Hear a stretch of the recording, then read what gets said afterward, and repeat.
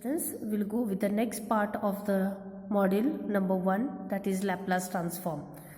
Up till my previous videos we have seen with Laplace transform. Now we'll see with the inverse Laplace transform. As already previous classes you all have been gone with the differentiation and integration. Once you studied with differentiation, the next was to study with the integration. Integration is the reverse of differentiation. Likewise, here inverse Laplace transform is the reverse of inverse of Laplace transform. If you know Laplace transform, we can go with inverse Laplace transform.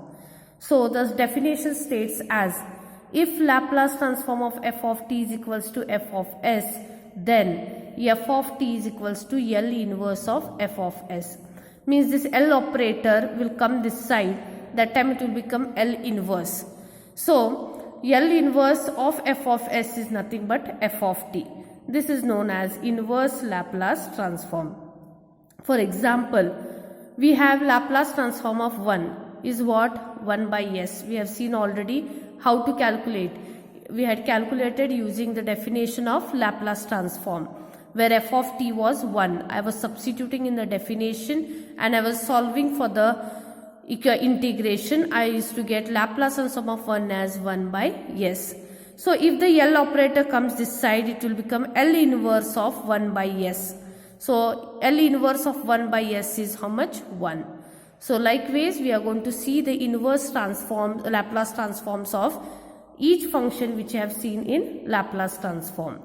Okay, so to start, I have prepared one table.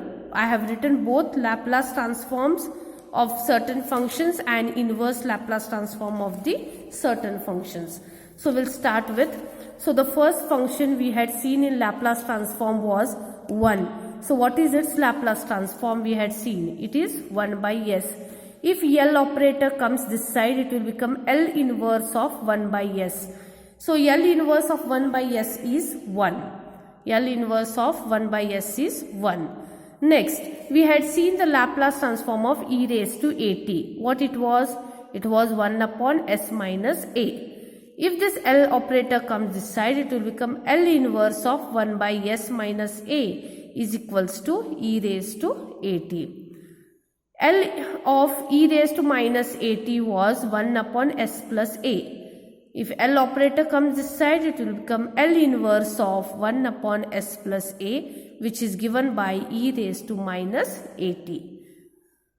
Laplace transform of sin at is a upon s square plus a square.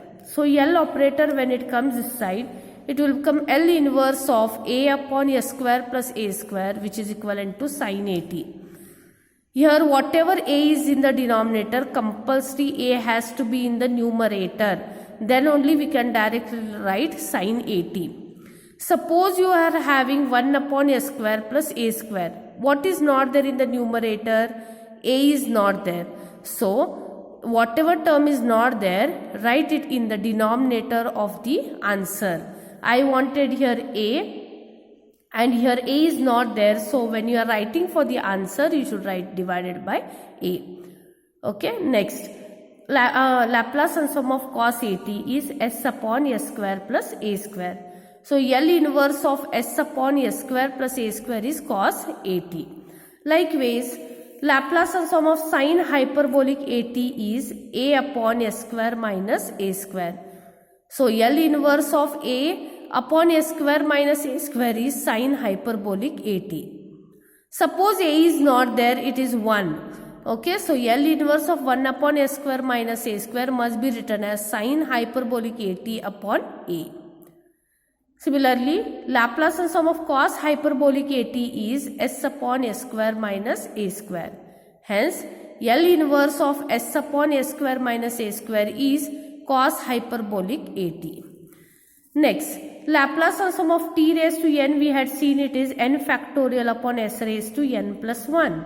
Hence, L inverse of n factorial upon s raised to n plus 1 is t raised to n. Suppose here you are having 1 upon s raised to n plus 1. What is not here? N factorial is not there. So whatever answer you are writing, write it in the divided form what is not there. Okay. Next, Laplace transform of t raised to n, we have given two relations. The second relation is gamma of n plus 1 upon s raised to n plus 1. So here L inverse of gamma of n plus 1 upon s raised to n plus 1 is t raised to n. Suppose now here numerator is not there, means only 1 upon s raised to n plus 1 is there. So it will become t raised to n upon gamma of n plus 1. This relation is used when your n is a fraction, when n is your fraction. This relation is used when n is a real number. Okay, so that time we have to use this relation.